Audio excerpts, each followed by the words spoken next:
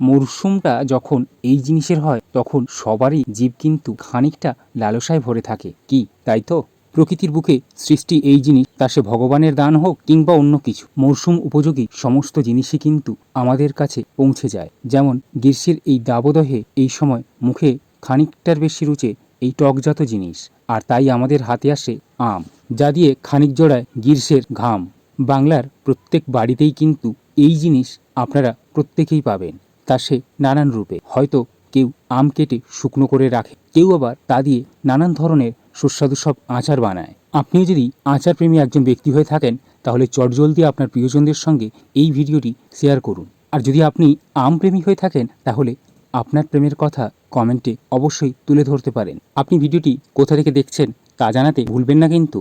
আমের বানানো কোনো পদ বাংলার প্রত্যেকটি মানুষ ভালোবাসেন, তা সে হোক এপার বাংলা কিংবা ওপার।